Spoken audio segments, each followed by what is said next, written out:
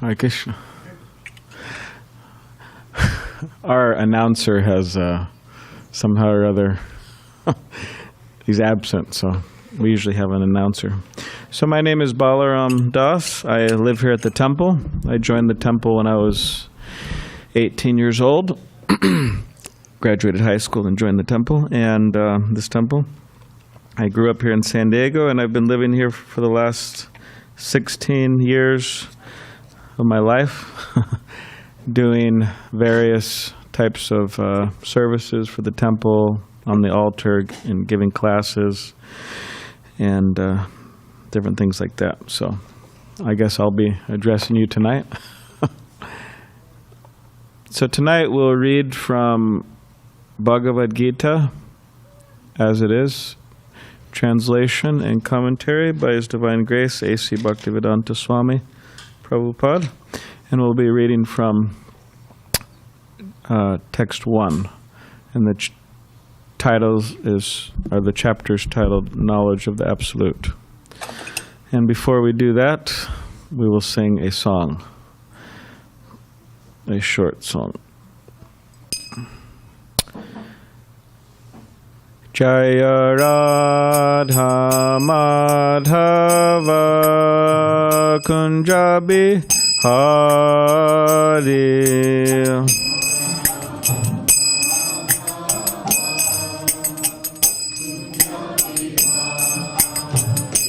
Jaya Radha Madhava Kunjabi Hari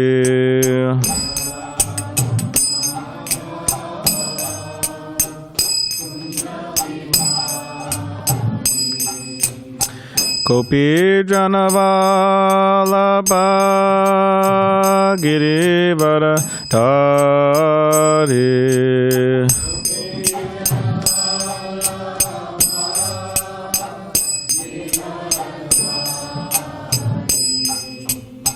Gopi Janavalabha Girivara Dhari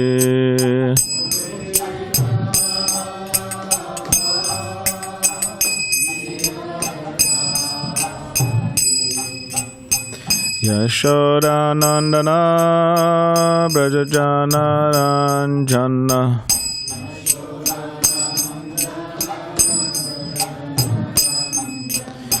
Yashoda Nandana Brajajana Ranjana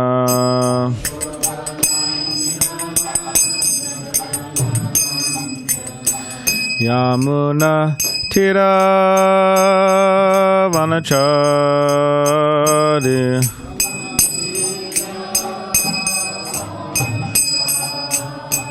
Yamuna Tira Vanachari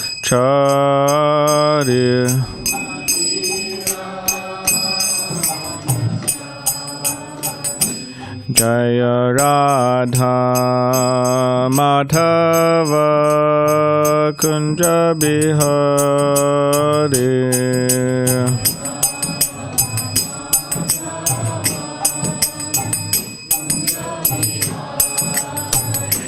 Jai Radha Madhava Kunjabi Hari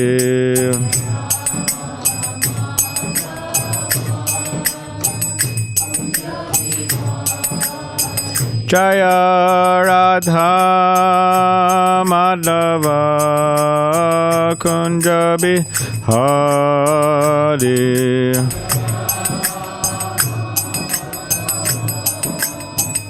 Kunjabi Hari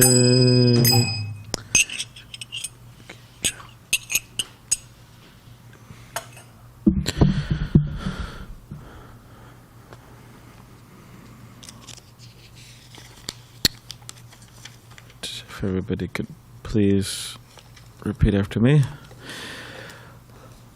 Om Namo Bhagavate Vasudevaya.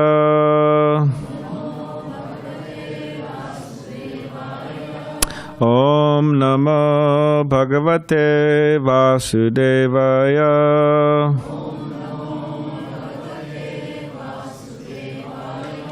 Om Namah Bhagavate Vasudevaya.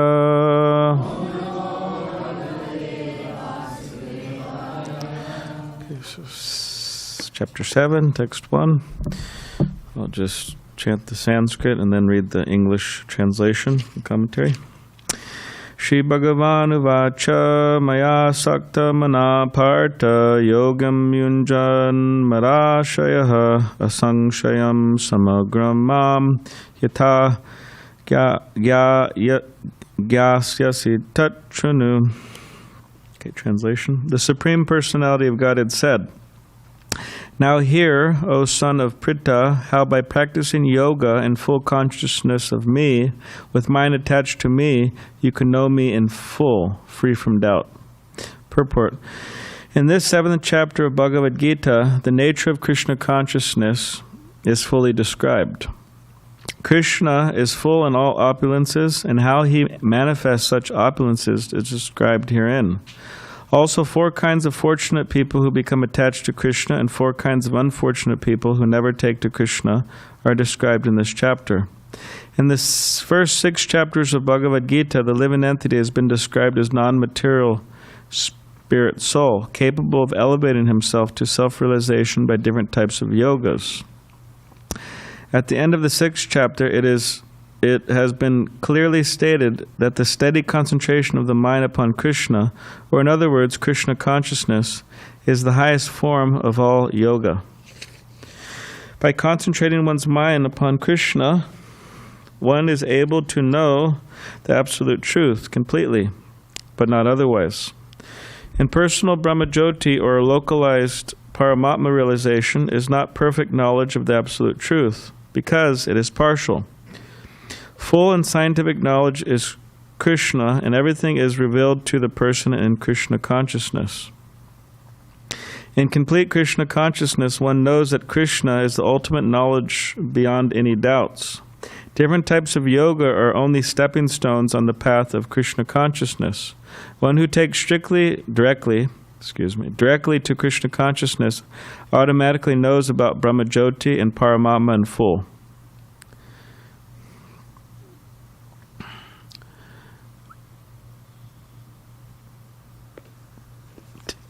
Dennis, do you think you could grab Mukunda in the lobby and just tell him to come in here, please? I just wanted to ask him something. Oh, there you are. Wow. Do you think you could turn that off, please? I guess you're listening from out there. Okay. Unless you just reading minds or something, right? Om Gyanatibanandasya Gyananjana Shalakya Chakshulanmaditam Nena Tasmai Shri Gurave Namaha. I was born in the darkness of ignorance, and my spiritual master opened my eyes with the torchlight of knowledge. I offer my humble obeisances unto him. So Thursday, Bhajanarayan Swami, Nilamadava's father, he was bringing up these different aspects of the absolute truth, or Godhead. So the Srimad Bhagavatam says, one book after this Bhagavad Gita, there's Bhagavat Purana. So the Bhagavat Purana says, Vadanti tat tatvavidas tatvam yajganam advayam brahmeti paramatmeti bhagavan iti shabhyate, which means that the learned transcendentalist, they have concluded that there's 3 aspects to the absolute truth. Not 1, not 2, but 3. 3 aspects to the absolute truth.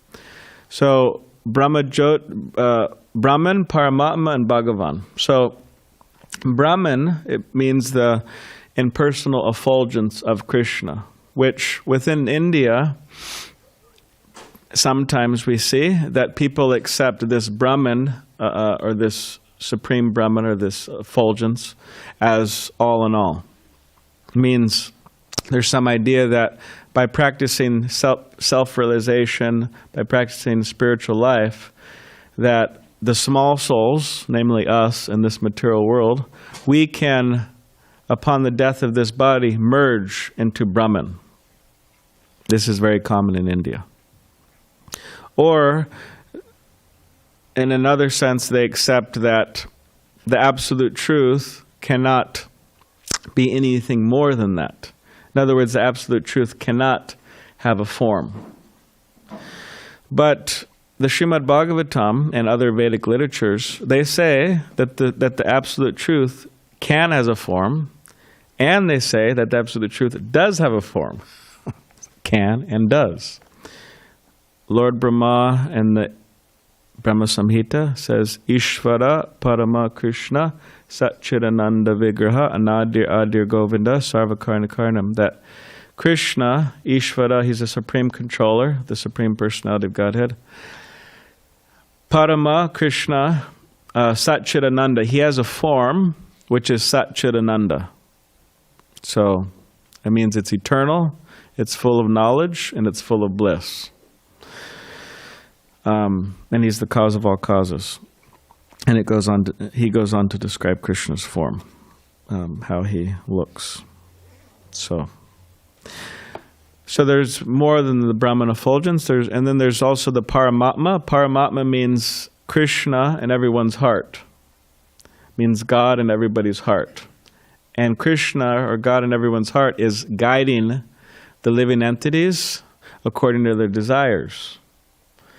So some people are desiring to go here, some people are desiring to go there, all over the universe. So according to their desires, Krishna is guiding them. This is Paramatma. And then there's Bhagavan, the supreme aspect. That means the personal aspect that I was just describing. So here, Srila Prabhupada's mentioned in his purport that a person in Krishna consciousness, or a person who practices the principles of Bhakti Yoga, they realize all three of these aspects of God. So they have, in other words, they have complete God realization or full God realization. So we'll continue the purport. One should therefore begin yoga practice as directed in the last verse of the 6th chapter. Concentration of the mind upon Krishna, the Supreme, is made possible by prescribed devotional service in 9 different forms, of which Shravanam is the first and most important to hear. The Lord therefore says to Arjuna, Tat Trinu, or hear from me. No one can be a greater authority than Krishna, and therefore by hearing from him one receives the greatest opportunity to become a perfectly Krishna-conscious person.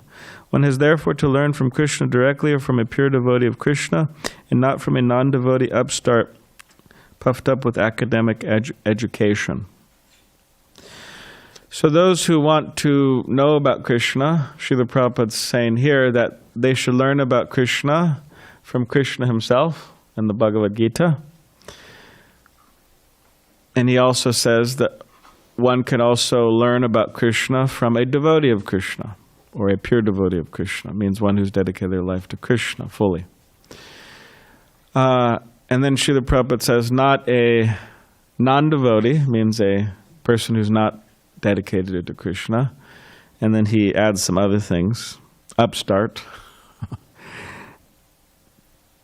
Does anybody have their, I'm sure everybody has their phone, but who wants to volunteer looking up Upstart? How about Dennis? You want to volunteer? Since you got your first service stolen because Mukunda walked in. So we'll try again. So looking up Upstart. UP start. All one word. So non-devotee upstart, puffed up with academic education. So it means somebody proud with academic education. In other words, for those who want to know about Krishna, such people cannot help them because they may know theoretically about Krishna, but they don't really know Krishna. So you have to hear from a proper person. So did you look up Upstart?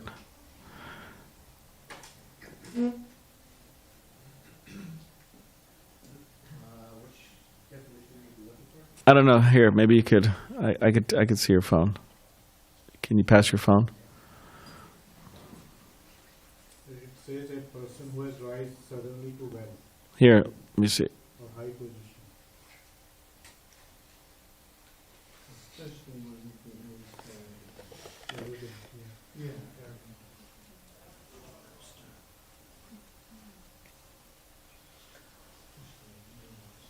Upstart.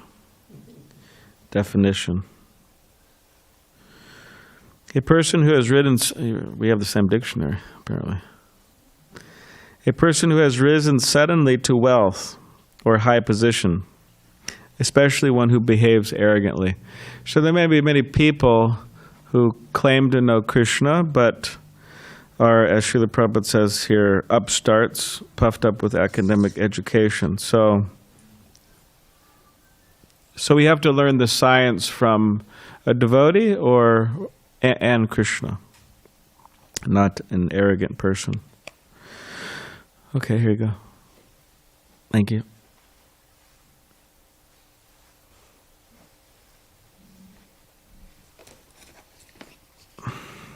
In the Srimad Bhagavatam, this process of understanding Krishna, the Supreme Personality of Godhead, the Absolute Truth, is described in the second chapter of the first canto as follows.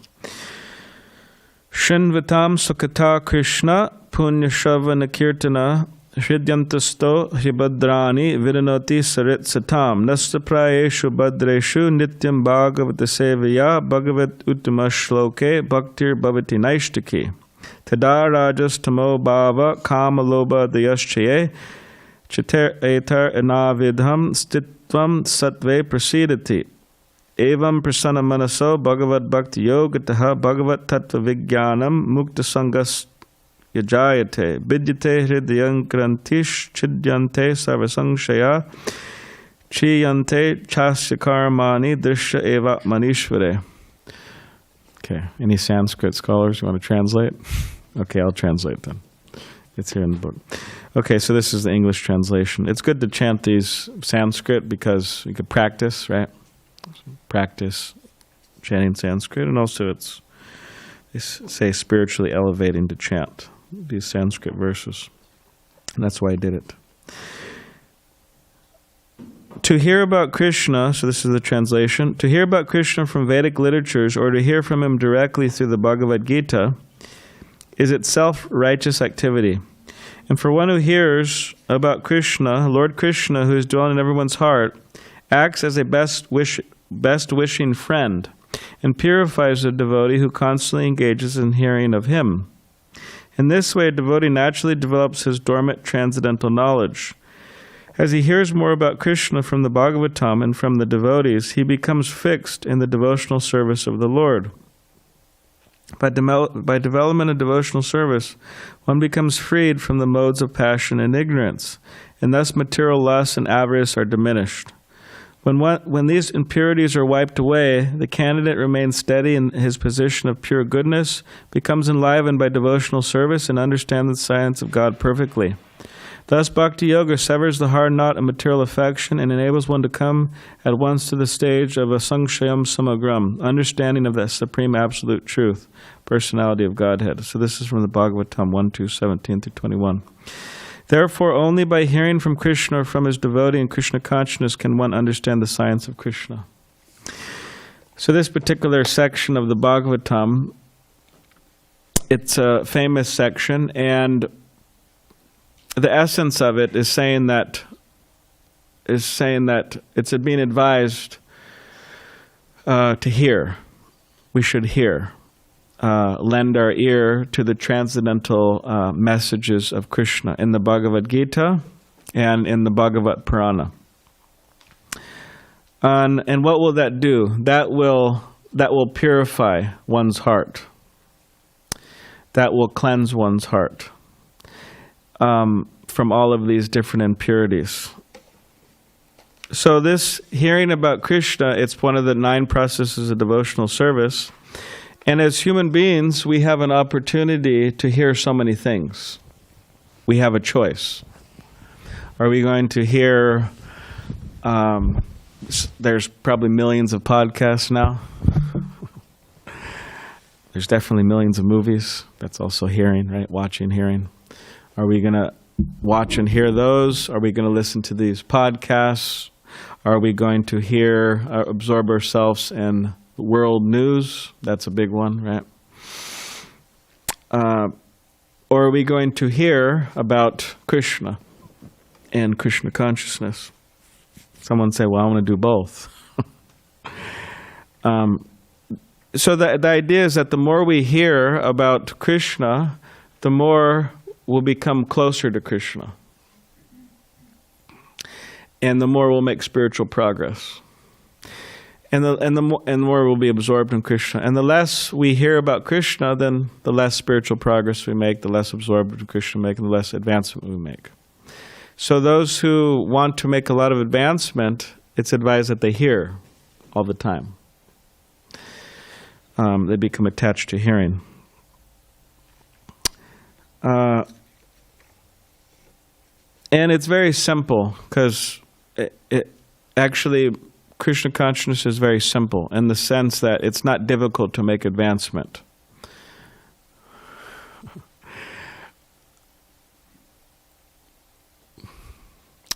It's not difficult to make advancement. Recently I read how there was this... do you think you close that door, Tyler? Or, yeah, Dweja money. So there was this person, there were these, what do you call, like, these executives of J.C. Penney. Everybody knows J.C. Penney, right? J.C. Penney and Nordstrom, right? So they're meeting with each other. Now Nordstrom, the store, the chain of stores, they're very successful. I still think now. Anyways, I'm a little disconnected from Nordstrom, but anyways, they're much more successful than J.C. Penney. So anyways, they met. J.C. Penney guys, Nordstrom guys, they sat down, they're having lunch. So J.C. Penney guys said to the Nordstrom guy, main guy, Nordstrom guy said, "Can you please tell us? We're trying to increase our business. We're trying to, make progress here. Can you please tell us and how to do that?" So the Nordstrom guy, he got up and he went to a closet and he got out this big book that was written about 100 years ago, or maybe more now. So he got this huge book, and then he came and he just put it on the table. And this book was the original founders of J.C. Penney's like guide how to run a store. So then the Nordstrom guy said, "Oh, we just follow exactly whatever's in this book." And that's how we're so successful. And you could see the J.C. Penney guys, they're kind of embarrassed, because they're asking for all these secrets and things, but it's in the founder's book. But they don't follow it. They're just trying to come up with new stuff. So the idea is that Krishna consciousness, to make progress, is very simple, provided we follow what's in the guidebooks or what's in the Bhagavad Gita. And we don't have to, of course, people use this one way too many times, but there's no need to reinvent the wheel. Sorry, I said it again. There's no need to reinvent the wheel. In other words, everything's already there to make progress. And in terms of making progress, sometimes we should burn bridges behind us. Sometimes they say, "Hey, don't burn bridges," right? But I'm saying that there is a necessity to burn bridges behind us. It's required. So one famous psychologist, they term this Jonah complex. It's called Jonah complex is his term. And pretty much it's a type of mentality where some people, they fall into this mentality that they want to hide from the possibility of failure.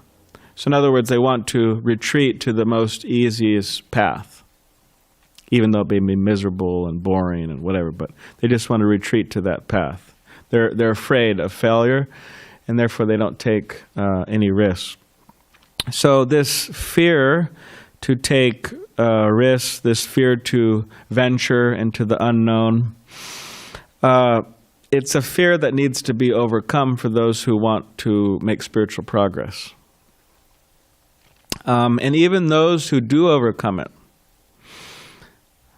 few who do overcome it, this fear of venturing into the unknown, fear of failure, just kind of retreating to easiest path. If they get beyond all that, still those people, they may struggle sometimes wanting to go back. In other words, they have to fight it also. So it's quite a thing to overcome. But it's necessary. So in relation to this, Alexander the Great, Alexander the Great, historical personality, he and his men, the army, they took their ships to one particular land, and then they got off of their ships, and Alexander Great and his army, they were clearly outnumbered by the other party. So a lot of his men, they were feeling little enthusiasm to fight. They were wanting to get back on the boat and take off. That's what they wanted to do practically. So Alexander the Great, seeing this, seeing the fear on their face, seeing their lack of enthusiasm, he ordered, burn our boats. So that's what they did. Somebody lit their boats on fire. How they got there, they lit them on fire. And then Alexander the Great, he went on to explain that you see that our crafts going up in smoke. You see that, and you see the ashes floating in the ocean. And then he said, this is assurance that we shall be victorious. And he said that the only way we're going to leave this land is if we win in battle. And then he said, so he said, men, we're going home on their boats. So in other words, there's like no choice. You have to, get with the program, and they did it. So in that way, it's a sense of like burning a boat or burning bridges, like burning, or you could say giving up on certain old behaviors or old lifestyles or old patterns of existence that we're engaging in. So just burning those and just moving forward and not looking back. So it's a necessary thing in spiritual life. And as this verse says, Krishna will help us. He's in our heart, he'll help us, provided we want the help. And the main stress is given on hearing from Krishna or hearing from his devotee. And then we could understand the science. So does anybody have any question or comment?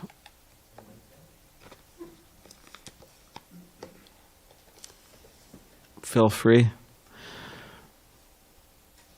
I think Madhavapuri's, I could repeat if you want to say it. Yeah, I'll repeat. We understand that the devotee is part and parcel of Krishna, simultaneous oneness and difference. My question is, how can the devotee... You can give him the mic. How can the devotee... Part and parcel of Krishna, okay, we understand that. Right, simultaneous oneness and difference. Yeah. How can the devotee proceed in this awareness when exploring the simultaneousness leads to more of a Mayavad philosophy, and exploring the difference leads towards Maya, away from Krishna? And the second part to that question is, logically speaking, if everything is Krishna, how can there be any difference at all? Okay. All right, thank you for your question.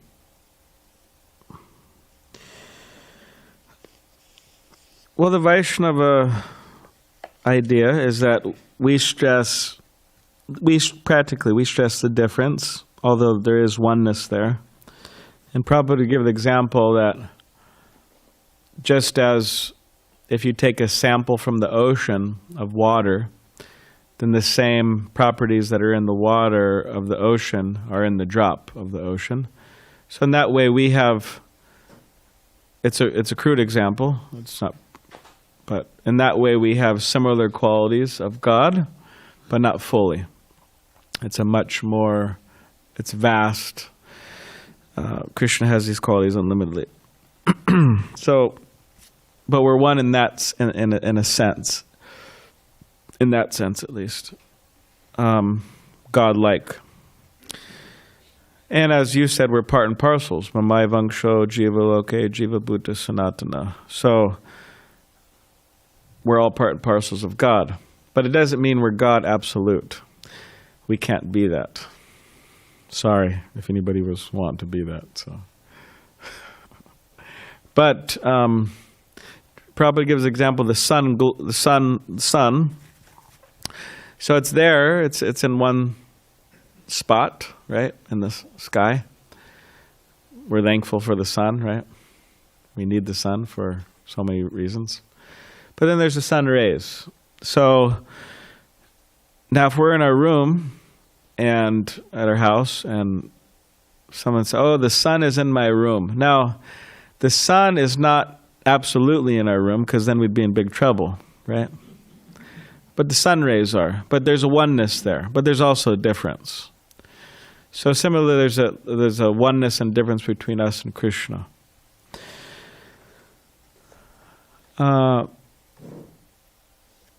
Yeah. And, I mean, we may say, okay, well, everything's Krishna, right? So why can I just, like one of my friends was mentioning that, okay, there's technically you could say, especially by the ocean, there's some mist in the air, right? So technically it's like water, kind of, a form type mist. So you could say, okay, well, I'm just going to get my water from there. I'm just going to go out and breathe the air and get my water, right? But no one does that. They go to a well of water, or they order their spring water, whatever they do for water, right? So you could say that there's a concentrated form and then there's a non-concentrated form. So yeah, Krishna is everywhere. It says Krishna is in every atom, actually. That means everywhere. But so simultaneously, though Krishna is everywhere, he's also localized in his personal feature of Krishna. So similarly, you could say God's everywhere. Why go to the temple? It's a waste of time. I don't want to drive there. I live 30, 40 minutes away. I have many things to do with my life. I'm an important person. I got so much business and making money and getting ready for the next day of work, and I got to go to the gym and I have to do so many things. So it's a waste of time going to the temple. Well, it's not a waste of time because Krishna's here, you could say, and yeah, Krishna's here in the form of the deities. And just as one doesn't get their sustenance from the mist of the air, they get their sustenance from drinking actual water. So similarly, one must, if they want to be nourished, go to a temple. So anyways, that's something in relation to your question. I hope you're satisfied to some degree. Okay, does anybody have another question? Okay, Tyler? Is that? Oh, you're just taking the mic. Okay, Guru Krishna? Prabhu?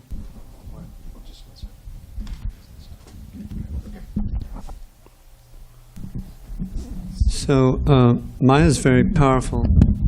Yes. Where does Maya get her Shakti, her potency, her power? Does it come from Krishna too? Okay. So Maya means illusion. It's illusory energy. Krishna says in the Bhagavad Gita, Daivi Hesha Gunamayi Mama Maya Dharatya Mama Evaye Prapadyante Mayam Mayam Etam Tarantite. Okay. Mayam Etam Tarantite. So Krishna says that this energy, my energy, this divine energy of mine, consisting of the three modes of material nature, goodness, passion, and ignorance. This is explained in the Bhagavad Gita. Whatever we do, like our speech could be in the mode of goodness, passion, and ignorance. For example, to speak very pleasing words, to be very gentle in one's speech, to speak truthful words. This is all in the mode of goodness. And the mode of passion means we speak lies to make progress materially, for example, to make our way up we lie making our way up the corporate chain. Or we speak harshly with others. And on and on and on. So mode of ignorance, or mode of passion. And mode of ignorance, just a bunch of nonsense. Just speak complete, just nonsense. You could think of somebody extremely intoxicated, speaking just nonsense. You could think of that, the mode of ignorance. So that's speech. Now there's music in these different modes. There's food in the different modes of nature. There's colors in the different modes of nature. There's on and on and on and on and on. So these modes of nature, it's all considered to be the illusory energy of Krishna. So Krishna says that these modes, Daivesha Gunamayi, are very difficult to overcome. But Krishna says that by surrendering to me, Krishna says, then one can easily cross beyond them. In other words, one can be free from illusion. They're not bound by any of these modes. So one becomes transcendental to the modes of nature. So that's the idea. That's what we want. Because the modes of nature, they cause suffering, actually. Illusion causes suffering. Now, is this energy coming from Krishna? Yes. How does Maya, the illusory energy, get her power? By Krishna. It's Krishna's power. So therefore, the impersonalists of India, mostly, because this is where all this is coming from, impersonalism is coming from India, it's not coming from America. It came to America from India. But impersonalism, this idea that I, the small spirit, can become one, absolute, with Godhead. This is impersonalism. The goal of impersonalism. So this impersonalism, there's some faults in the philosophy. For example, they say that at one particular point we were all God. But we forgot. We all forgot. Now we're an illusion. Now one thing we say about that is that, okay, if we were all God at one point and now we're an illusion, but one definition of God, one of his names is Lila Purushottama, means he's the supreme person engaging in Lila, means pleasurable activities. There's no suffering.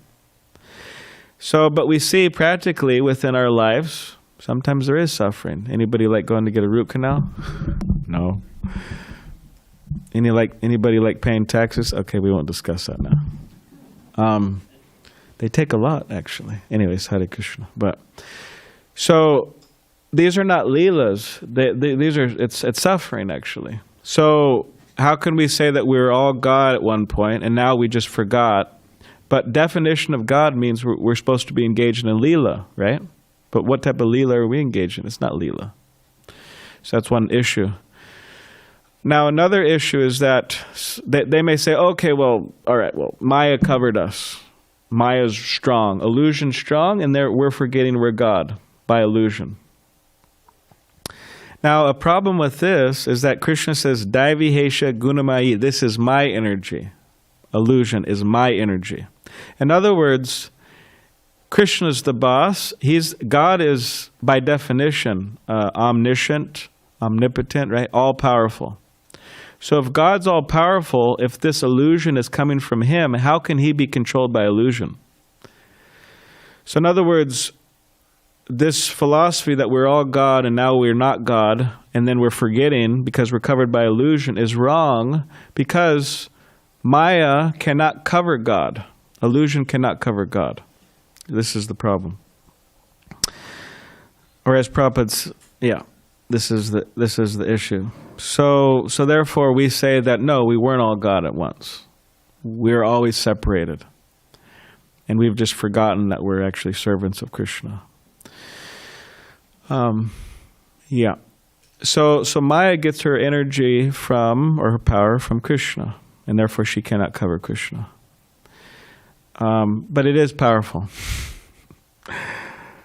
So Krishna says if we surrender to him, though, we could overcome it. And the best way to surrender to Krishna in this age is to chant Hare Krishna, Krishna Krishna, Hare Hare, Hare Rama, Rama Rama, Hare.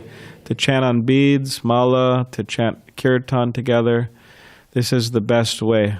Because Krishna, it says this is his Nam avatar.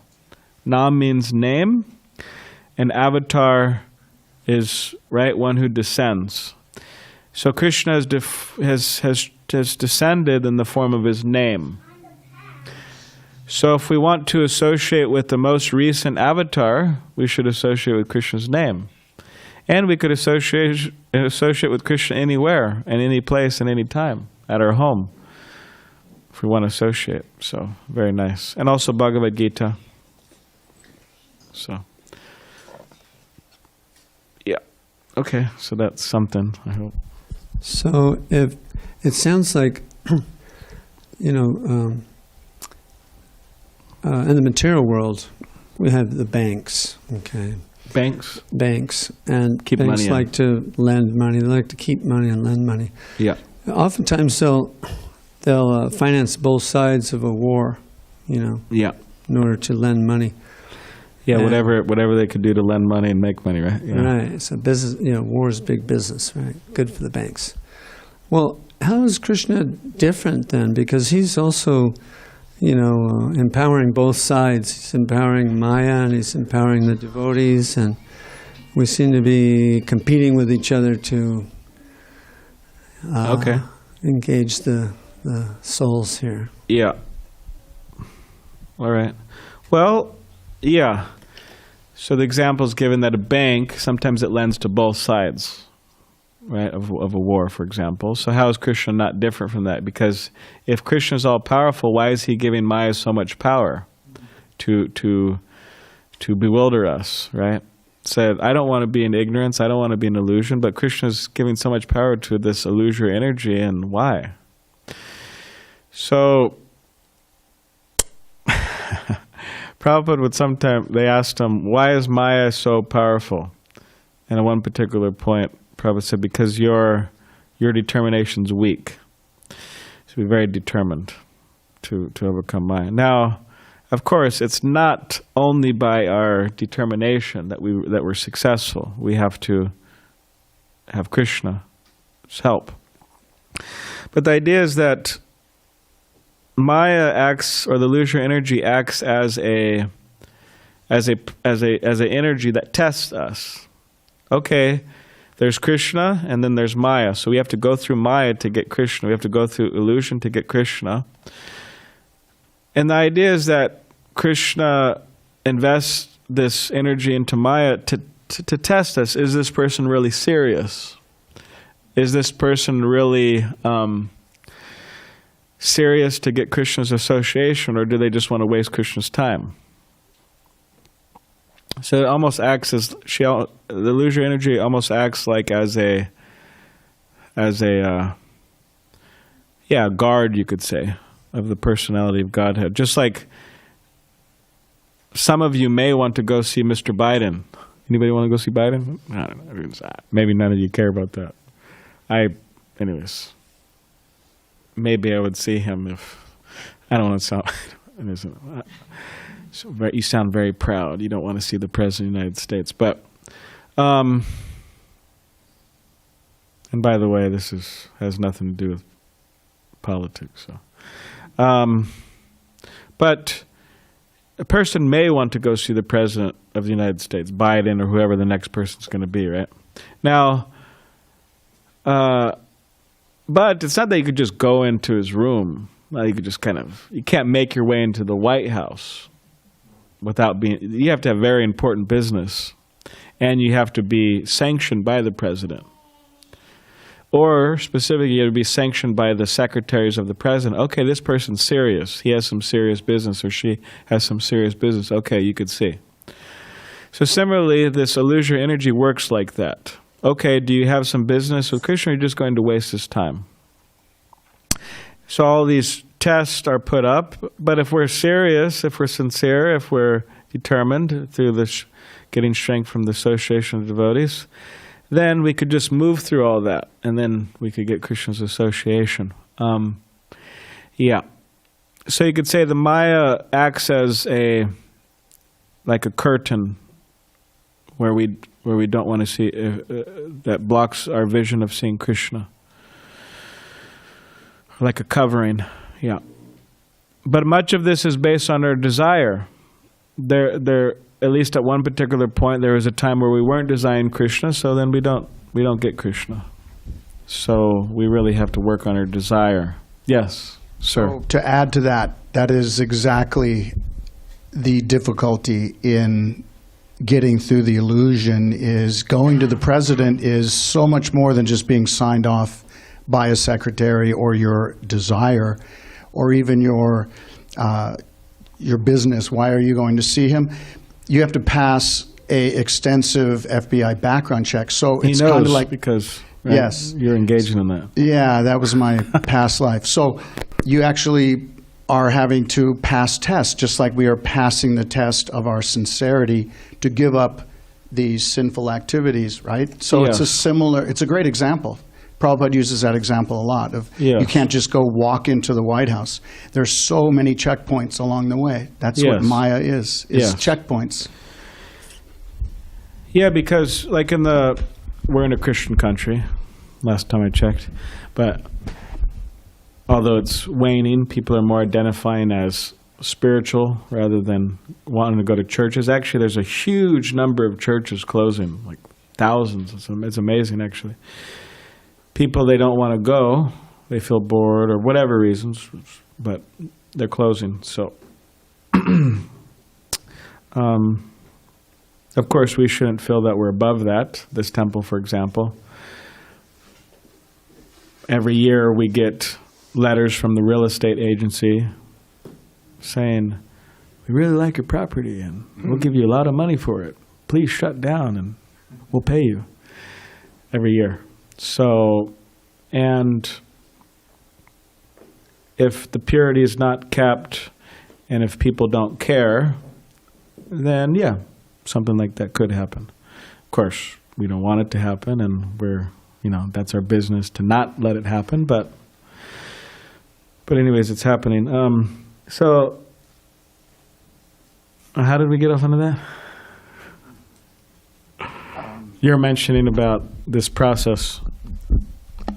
That's exactly right. We are here because we are sincere and we have determination to... Oh yeah, that's how we go. So Yeah. thank you. So it's a Christian country. So in the Bible it says, "One who is pure in heart, they shall see God." And as our friend Bajranarayan Swami says, so what does that mean? That means those who aren't pure in heart, they won't see God. Right? That's math or whatever. Calculating this point. So, yeah, it's not easy necessarily, but the thing is, it can be easy if we just follow and not speculate. But in terms of us passing tests and obstacles in order to really get the association of Krishna, even in a mundane or spiritual organization, there's certain training that happens to allow somebody to, you could say, act as a leader, for example, or just like we could say, okay, what's you could say, what's the goal?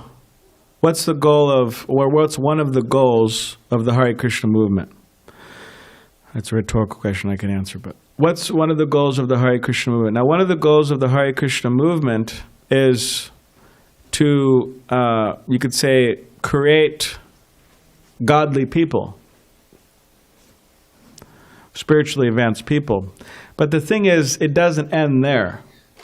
we want to create, or we want to help create godly people to, you could say, better help the world, help the suffering world.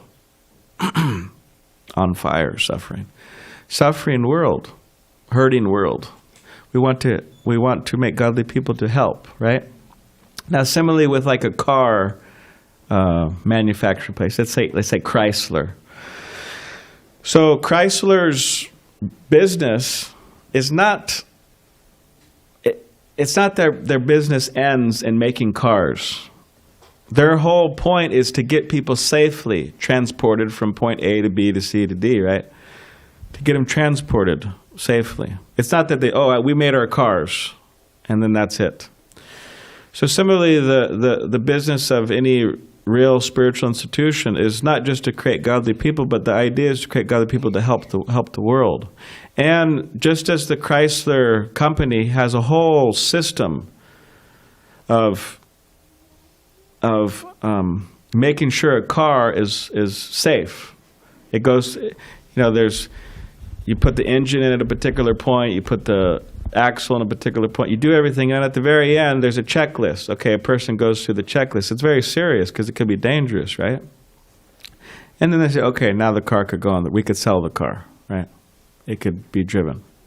So similarly, spiritual institutions need to develop systems where people are trained gradually in terms of education, in terms of so many different things, making progress, so that they actually fulfill what a particular movement is trying to do, means make godly people, and then help the world.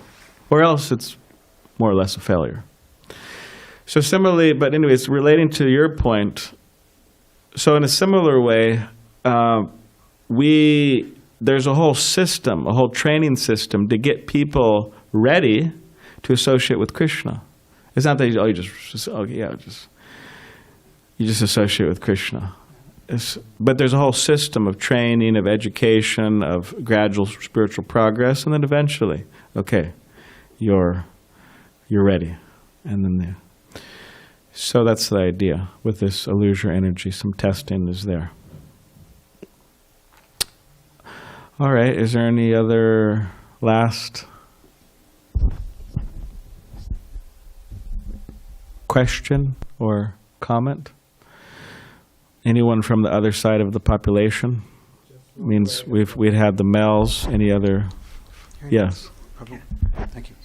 Just to add, bank lends us money, right? But it's up to us what we do with that money, whether spend on good deed or go to Vegas. So it all depends what we do. Yeah, you could go to Vegas and gamble, or you could give some to the temple. Someone say, hey, well, I'll go to Vegas and gamble, and I'll also give some to the temple, right?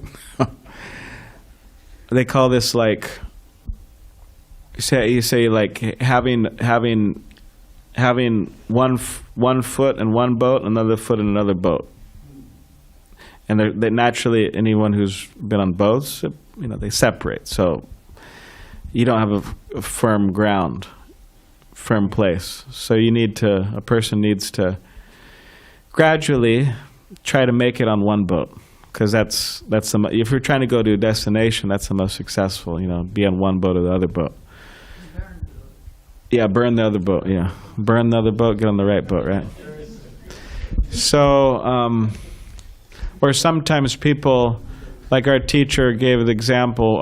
One of our past teachers gave the example that there was a wedding party in India. So everybody likes those, right? Big 7-day, 10-day, 14-day wedding, whatever. Everybody loves dress up and have a good time with music and food and everything, right? Somebody said, oh, you know why the wedding's so long? You know what they said? Because the wedding's so long because, because it's so long, you don't want to do it again. So, they stay together, just on that basis. You don't want to go to the wedding, I was joking. But anyways, there's a big wedding party, and they're all on a boat. And then they started in the evening, and a boatman was there. And so they felt that they were moving. Okay, the boat was, and they all went to sleep, and the boat was, they're rowing this guy, right? So then they wake up in the morning, and they realize they're in the same spot, And then they'll go, "Hey, Baba, what's going on? We're in the same spot." And then he's all sweating and tired, and he's, "I've been rowing all night," And then they realize, oh well, he didn't untie the rope, so it's rowing but not making any progress. So yeah, we have to untie some things. At least, and somebody said, "Oh, I don't want to untie." Well, at least temporarily untie it. Give it a try. Just give it a try. We do so many trials: 3-month trial, this trial, that trial, right? So many trials we're trying out. Just give it a trial, untie a few things, and just try to go on the boat, And we'll see there's a lot of progress. So, anyways, thank you for your comment. So, any last thing from the other side of the population? It means there was a lot of men asking, but is there anyone from the other side of the population who'd like to ask a question? All right. Okay, so now I was thinking of, I ended the talk at 6:30, and then we just had question and answers for 30 minutes, which is fine. So I was going to see if I ended the class at 6:30, if we could have like a long kirtan, maybe for 30, 45 minutes. But the class went a little further, so anyways, we'll try to, whatever energy we could build up in the 30, 45 minute kirtan, we'll try to pack it in now. So we'll try to be extra enthusiastic. Okay, thank you very much. Hare Krishna.